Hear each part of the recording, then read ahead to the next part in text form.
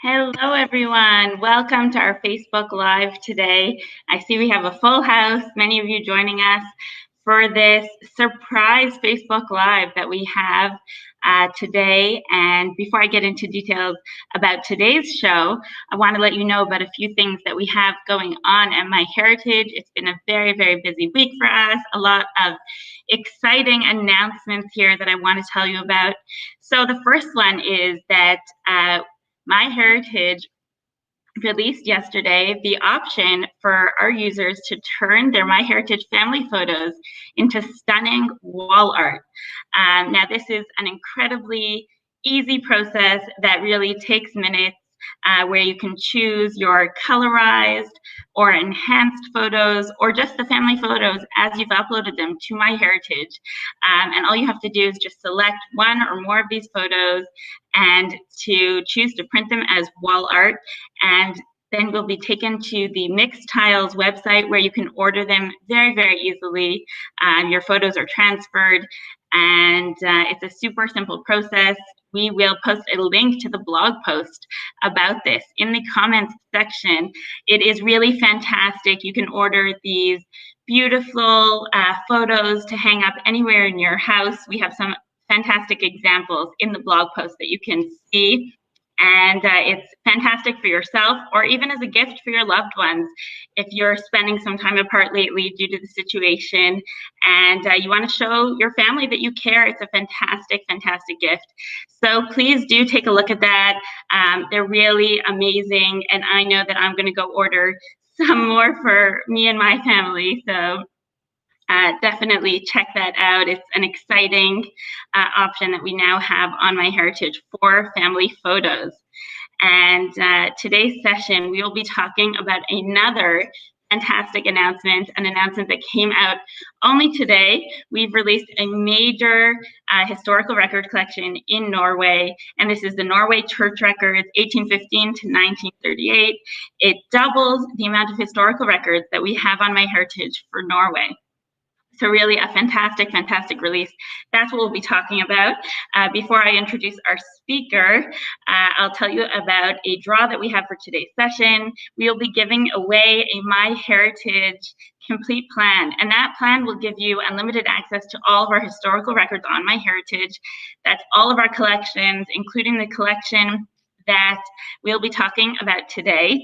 In addition, you'll get unlimited family tree size and free and unlimited access to the MyHeritage photo tools. So that's the MyHeritage Photo Enhancer, MyHeritage in Color. So you'll be able to use those freely and then go and order wall art of your family photos that you've colorized and enhanced.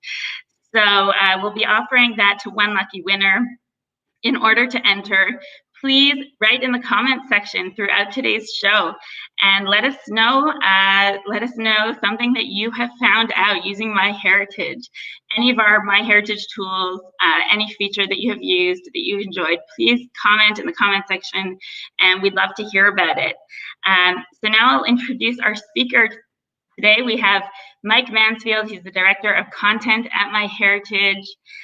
He's been with us for a number of years, and he could tell us a little bit more about his involvement in this fantastic, fantastic collection that we released today. Hi, Mike. How you doing, Esther? It's good to be with you. Thank you for joining us. We're so happy to have you, as always. Yeah, my pleasure. Fantastic. So why don't you tell us a little bit about this collection? It's such exciting news today. Sure, yeah, and then I'll dive right into the presentation materials that I have. Sure, let me bring those. I'm really happy to spend a few minutes with everybody today. This has been a really fun project, but a very long one. So as Esther mentioned, I've been with the company for a number of years. Actually, this month is my 7-month anniversary, and 7 years ago this month, I was working on this Norwegian church records collection. It's been going now for over 7 years. So this has been a very long process for us with our colleagues there at the National Archives in Norway, but we're so happy to be able to do this with them and to bring not only these records, but other census records that we've already done and more that are yet to come. So today's kind of a big milestone, but certainly not the end of our collaboration. So yeah, we're going to be talking about specifically today, the Norway Church records from the period 1815 to 1938. So in the past few years, I've had a number of chances to speak about Norwegian and broader Scandinavian records. And when I introduce Norway, I talk about census, the wonderful census records, and the amazing church records. But it's been hard to showcase the church records because they've been difficult to access. The images of these records have been online at the National Archives of Norway website for some years. But most of these records, the vast majority of the church records, have never been indexed broadly like we've released today. And so now when I speak about Norwegian records, I might start first with church records because they're just incredible. The church records, and let me just put up census here and talk a little bit about the differences just for a moment. The church records were collected by the Lutheran ministers. The Lutheran Evangelical Church was the state-established church in Norway from the time of the Reformation, even until just a few years ago. And as such, the Lutheran Church and its pastors acted really as agents of the crown or agents of the government in their work to collect and preserve these incredible records. And so when we look at the church records in Norway, these are the primary records of births, baptisms or infant baptisms, marriages, and deaths and burials. When we compare that with a census, so a census is a snapshot of people living together at a certain date. We get a lot of secondary information about people's birth years or maybe birthplaces, marriage status, things like this. But all those events in a census are secondary. They're not as reliable as what we find in something like a church record. To make a record primary, it has to have been created very near in time to when the event happened. So a census is going to be primary information for things like a residence event on a specific day. Censuses are still awesome. We love them. We use them all the time. But the church records and census give us a new capability that's just incredible. If we had more time, I'd love to talk about second and third tier content that we also work on for Norway, but we won't have time for that today. But many other great materials are certainly available in Norway. We'll just be talking mostly about church records and a tiny bit just to juxtaposition with census. All right, so as I mentioned, this is being done in partnership with the National Archives of Norway, both the national office there in Oslo, as well as some of its regional archives, such as the one in Bergen and others around the country.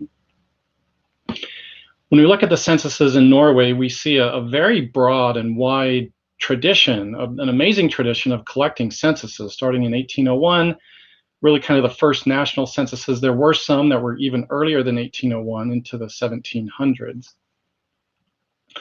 What I've done here is I've color-coded the ones in red that'll kind of speak to directly.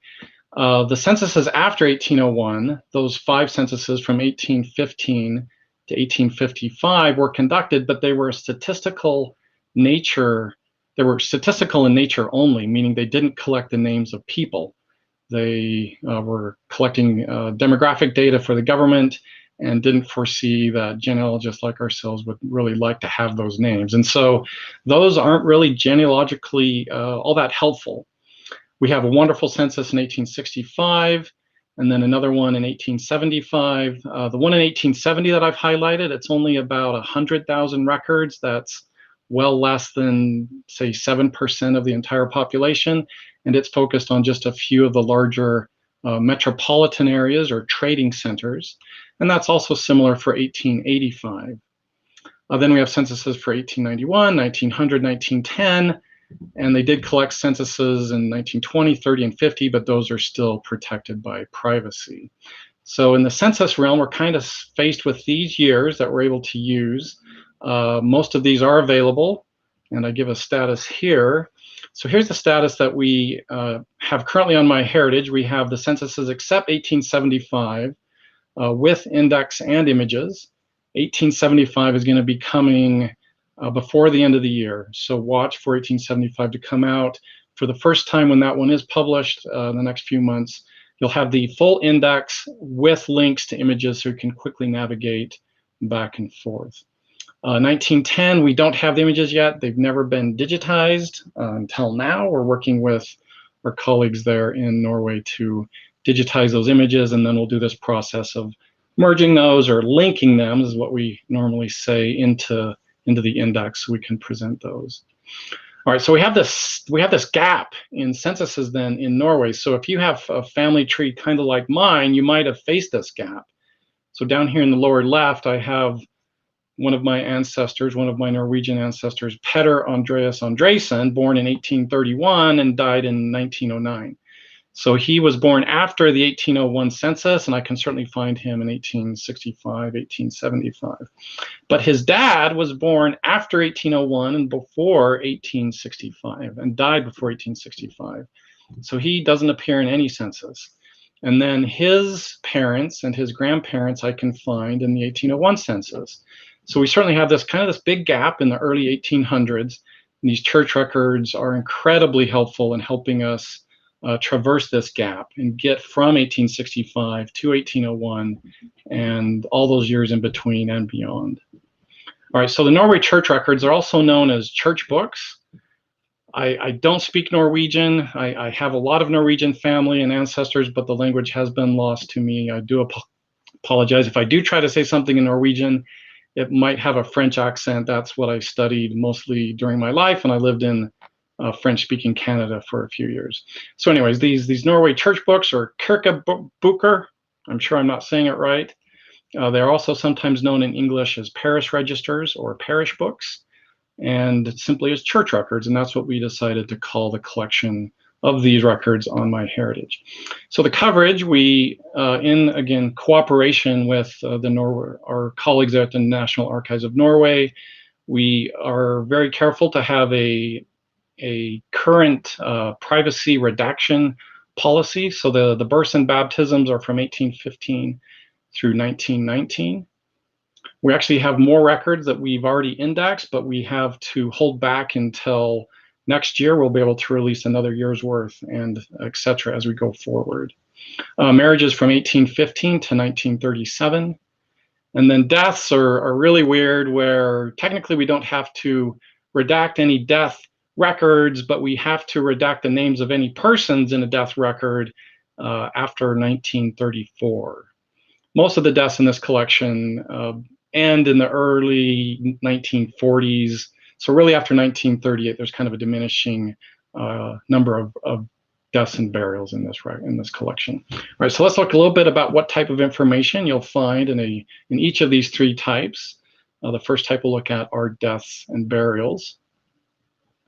And before I jump into an example image, I want to tell you about this interesting phenomenon that occur in these Norwegian records that I haven't really seen anywhere else. And that is, it's not uncommon when you're looking at a death record or a burial record to see three dates. We get the date of death, the date of burial, and sometimes a third date that I've translated maybe incorrectly as final committals. And I'll talk about that in just a moment as I show you the example here. So here's an example of a death or burial from 1921. Up there at the top, we can see the word for death, and there's this E next to it. That's just the letter they had given to this form type. At this particular year in 1921, the deaths were form type E. I kind of ignore those. They're really not important. As you use a collection, you might see the deaths are form type D or some other letter. It just kind of depends on when you're looking at a specific record. These records are often segmented by males and females, as I show on the left. The top part are the men, or the boys and men, and the bottom are the women and girls. So here's an example of this record from 1921. You can see we have the date of death, and this is very common in not only Norway, but throughout Scandinavia, where we see a date written as a fraction. So the number above the line is the day of the month, and the number below the line is the month. So this person there was, he died on the 6th of February. And then we see that he was buried on the 11th day of February, so about 5 days. It was a process where a person could be buried without the presence of a pastor. And then the pastor, next time the pastor came to a parish, maybe a rural parish, or visited the parish, would sort of perform a final rite, and that's what I'm calling the final committal. And so that rite on this burial was done in October, the 13th day of October. Some other fields here that you'll see, we get the full name and some other information about the deceased person, as well as if it's a woman, we'll often see the husband's name here, or for children, sometimes or oftentimes we'll see the father. On the right side of the page, we may, just incredibly, we get the birth year, birth month and day, so a full birth date, a place of birth, cause of death, and some other questions that they had at that time in 1921. Let's look at an earlier example of a death from 1825. So again, it's segmented by males and females. At this time, they're using males on the left side of the fold and females on the right side. So what you'll notice here is we have the year. Here's 1825. You'll often notice that the year is written in the column. This is kind of a shorthand where they'll say, okay, all the events after this year are now from this year down. And they use dittos a lot. So here's the month of March that's being copied to the right-hand column, and then copied down, and then copied over. So watch out for those ditto indicators.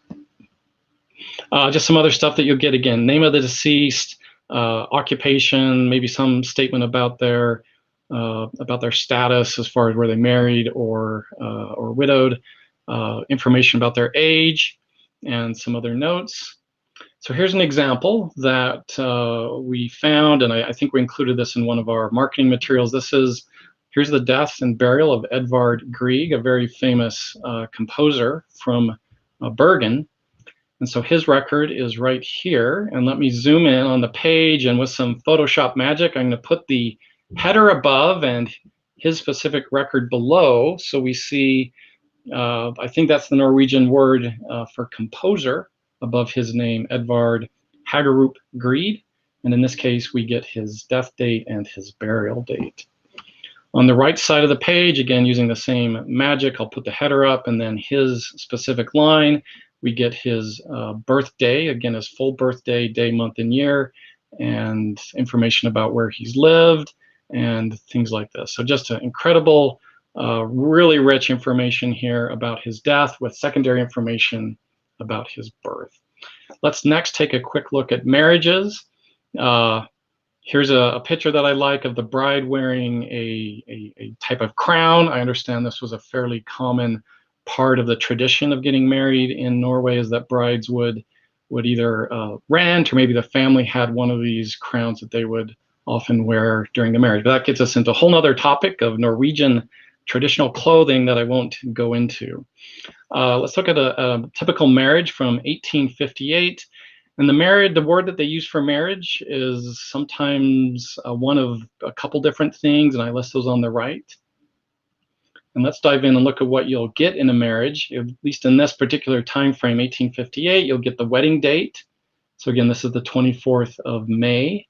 The name and position of the bride and groom, and the birthplace and residence of the bride and groom. And then that small column there, kind of right of center, is technically the couple's ages, but sometimes, as in this example, you see that they wrote their full birth date. That's even better, right? We get the full year, month, and day again, and then we get the groom's father's name and the bride's father's name. So those are just awesome.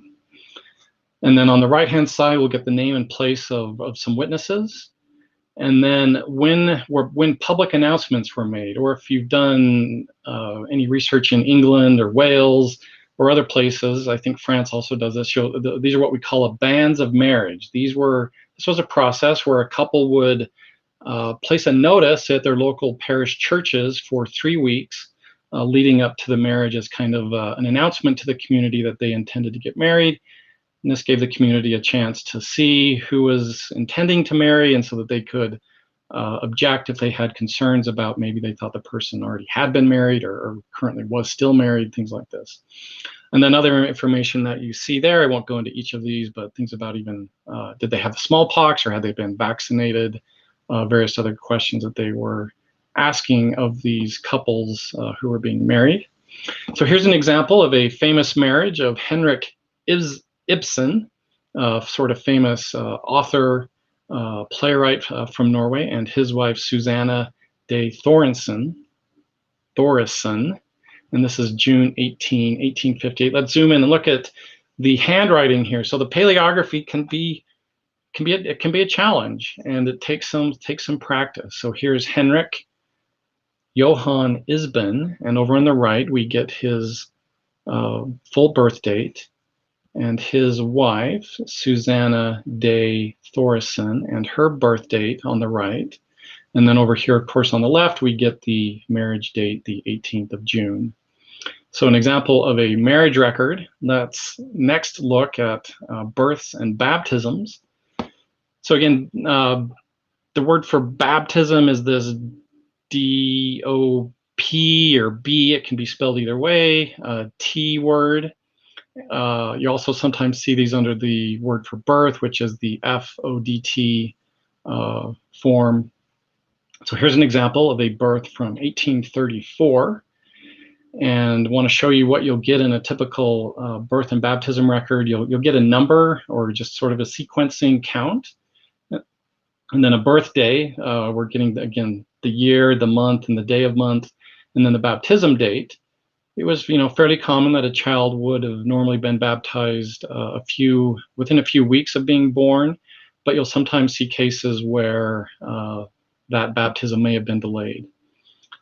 The next column is the child's full name, and you'll see that I've written in red italic full. It's unfortunate because very often we don't actually get the child's full name. We just get the child's given names. And so the birth records, if there's one weakness in these birth records, is that it leaves some ambiguity in what the child's surname would have been. Was it formed from a patronymic of the father? So, for example, in this first case, I think this is a female, Benjamina.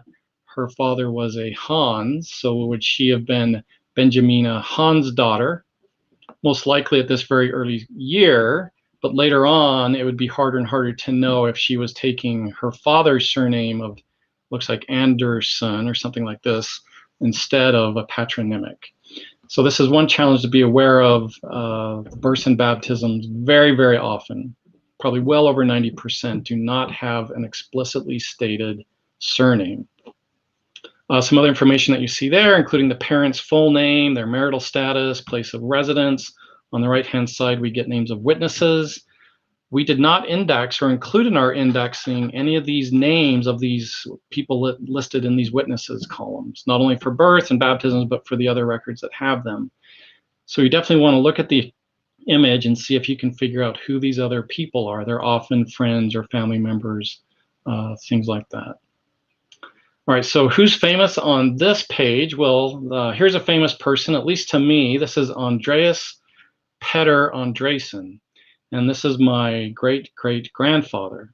So my point is, these records, obviously we can find, Edvard Grieg and Henrik Ibsen, but to me, the wonderful thing about these records is you can find your family, your Norwegian ancestors and relatives in here, just as I have easily been able to find mine. And with that, I want to just show you just a few examples of how to find and search this collection, and then we'll take some questions. So with that, I'm going to go to a browser. Let me make sure I can find my mouse. Here we go. So here I am. I'm logged into MyHeritage. I'm on the Research tab. There's a couple ways today, at least, you can find this collection. One, if you scroll down, it's a new collection, so it's listed right here under our recently added collections. Another way to find this, so you can go to the Research tab, come to our collection catalog, and if you know the collection's been released recently, you can sort this by last updated. And if I scroll down a little bit, I should see it. Yeah, Norway Church records. Technically, this should say October 13th. These were released only today and not yesterday. Another way I can find this is I can just do a search. So I can just do something simple like if I could spell properly or type properly, Norway Church. And I'm going to find records that have Norway Church in their title or their description. So I can go ahead and click on the link here, and I'm brought to a page that is the search page specifically for this collection. We give some information here in the description, as well as some more information in the extended description. What I want to do is just do a search for a death, a marriage, and then a birth or baptism, and then one final sort of power user search that I really like, and I'd like to show that to you. So let's first search the collection for, again, I'm using a lot of my family here. I have two branches of Norwegian family roots that came from Norway, one way up from the north from Troms, and one way down in the south near Oslo. All these examples are from my family way up in the north near Troms. So here's a Martha Marie Hansdottir, and she died in 1875, and I'm just putting the county here. I'm a little fortunate that Troms is a very rural county. It's way up above the Arctic Circle, and so there's not a huge population there. I can also put in names of villages or parishes in the place field to help me filter the results additionally. So let's go ahead and hit search. And I should find a Martha Maria Hansdottir, born in 1796 in Kivja. I'm not going to try to say this. This is this parish name, this place that I recognize that many of my family members are from. And I can go ahead now that I've found her. I can click on the record, and I get what we call the individual record view, where I can save the record to my tree. I can look at more information about the book and image that it came from. And one thing I always like to pay attention to is here we show the entry number. So when I jump into the image, I don't have to hunt around too much. I can simply look for entry number 8. Let me go ahead and collapse this left nav. I'll zoom in. Sorry, my mouse is having a little bit of weird problem here. So let me flip to this. I'm going to zoom in, and if I go to entry number 8 here down near the bottom, you'll see that we have Enke. This is the word for a widow, and her name Martha Marie Hansdottir, with daughter abbreviated, which is a very common abbreviation, as well as her death date over there on the left. Death and burial, actually. February 17th of February, she died, and she was buried. Looks like on the 14th of March. The next example I want to show you is how to search. Again, I'm going to come back to the same collection, but instead of looking for a death, we're going to put information about a Petter Andreasson. Many of my family members seem to really like this name, Andreas. They're all Andreas and Andreassons, it seems like. Well, not all of them, but many. And I'm going to put in a marriage year. This marriage I'm looking for is the same year as the death that I just showed you, but a different person. Let's go ahead and hit search on this one. And we'll see at the top that I have two records that look pretty close to each other. Petter Andreas Andreasson, and this other one below it with a little different spelling of Andreasson with 2 S's and this other word at the end. And what I believe is happening here is there are two people with a very similar name living very close to each other, and the priest or minister has written some sort of name of a place, a village, or a town where the second person is from, this Dalsness. And so if I show you the image of this record, you'll see, again, similar to what you see for what I showed you for a death and burial. We get more information about the record itself, more information about the book, and I can zoom in on the image, and I can see the actual image, and this record is down here at the very bottom of the page. Petter Andreas Andreasson, and this, what I think is a toponym, or a name after a place, Dalsness, and this is certainly my ancestor that married this woman named Rebecca Andreasdottir. Again, another Andreas in the family. Let me next show you how to search for a birth or a baptism. So I'm going to search for, again, another Andreasson. Here's Andreas Petter Andreasson. He was born in 1834. And here's an example where I'm putting in a more specific place. This is Trondenes, and the name of a parish there in Troms. And I'll go ahead and hit search. And what I wanted to show you about this example This one, it appears that I have 2 copies of the same record. You see at the top, I have an Andreas Petter. We don't have a surname here because the record doesn't specifically say what surname he would have taken. Underneath the covers, though, we are doing some search magic by inferring a possible surname. And so the search system is certainly using the fact that I put in the last name of Andreasen, but because we're not certain what his surname is, we're not going to show that to you to cause confusion. So you've got, when you're dealing with births and baptisms, be very aware of this behavior with surnames not being expressly written and shown. But these 2 records appear to be exactly the same. And in fact, they are of the same event, but from 2 different sources. If you see the image over on the right, you can see that they're different images. And as far as I can tell, what happened, and I've read about this quite a bit, in Norway there was a practice, a very good record-keeping practice, where there were 2 copies of the records. 2 copies of the records were made, and it appears in a case like this that we have archived there at the National Archives in Norway both copies of these 2 different books that were kept for this parish. So I get sort of 2 opinions of what this event was. It's kind of wonderful genealogically to be able to see these. And so let me zoom in here and I'll show you my ancestor. One he's near the top, the other one he's near the bottom. This is the one where he's near the bottom. Here's Andreas Petter. I think this is the one that I used in my example a little bit earlier. And then I'm going to end with an advanced search technique that I really enjoy. So I'm going to come back to the collection. And here's what I want to do. I want to find all the children born to a specific couple in a specific place. So I'm going to leave the name fields empty. I'm going to put in a birthplace. So here's a name of again, another parish there in Troms in Norway. And I'm going to only fill out some information about the father and the given name of the mother. And with that, I'll hit search.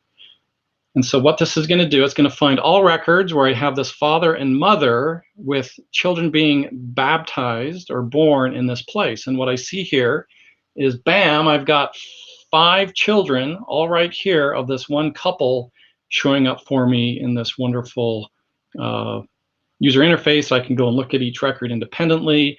It's very, very powerful.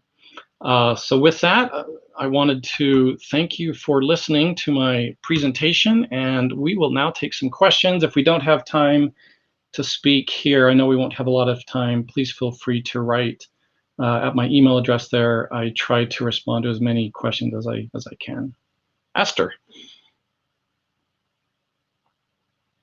You there, Esther? Yes, sorry. Thank you so much, Mike. That was very insightful, and it made me kind of wish that I had Norwegian heritage to be able to find some records in that collection. I know that we received some of those comments as well from some of our viewers, and just a few nice comments that I wanted to read to you, Mike. Cindy says, "Thank you for all your work on doing this. I hope I can find some of my relatives." We have a comment from Marie from Norway, and she said, "Hello from Norway. Today I forgot to make dinner." Thank you so much for these wonderful transcripts. So that is just so nice to hear, and thank you for telling us that. I know that Mike and his team worked very hard on this collection, so it's always so great to hear of how our users are enjoying it. So please do tell us if you find something in the collection and what you hope to find. We'd love to hear. I see that Barb wrote here, "I'm excited for the addition of these records. I have a lot of research I need to do regarding my Norwegian ancestors." So that's really, really fantastic. And all of you out there with Norwegian heritage, please do search these records and let us know what you discover. So we'll take just a few questions, Mike, that we received from the audience. Let's see, we have a question here. Mike, can you explain about the history of patronymic last names used in Norway? Yeah, that's a great question. I did have some slides that I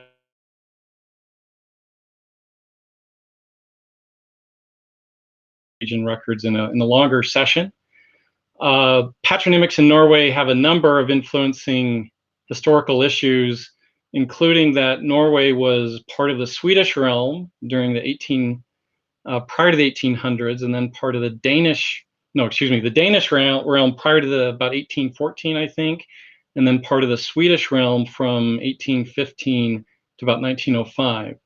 So you can find some of your Swedish family with what I call a Swedish style spelling. That would be Dotter or Son. In my experience, though, working with these records and also working with the other census records, most of my family have kept the what I call the Danish spelling, which is Datter or Sen.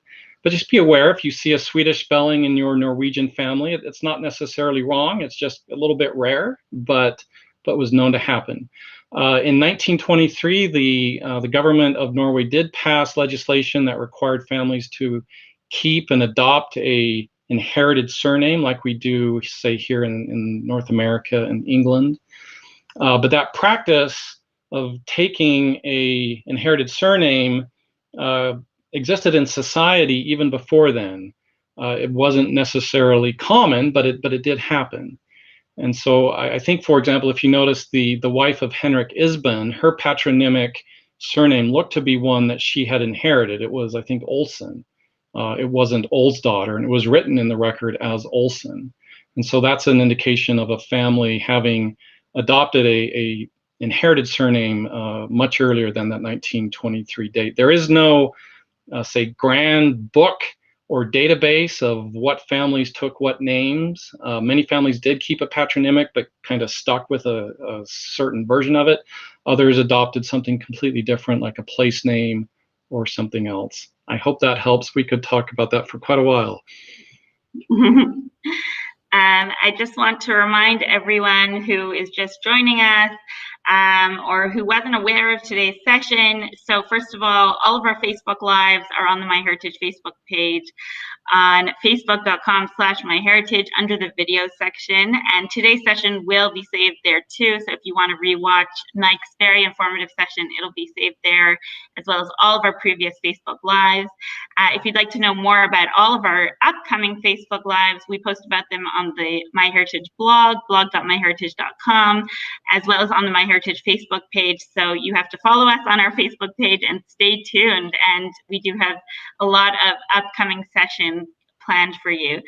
We have another question here, Mike, from, I know you can't get into every nationality and every different type of record, but we have a question from Claire about Irish church records, if those are a possibility, as well as from Linda about French records.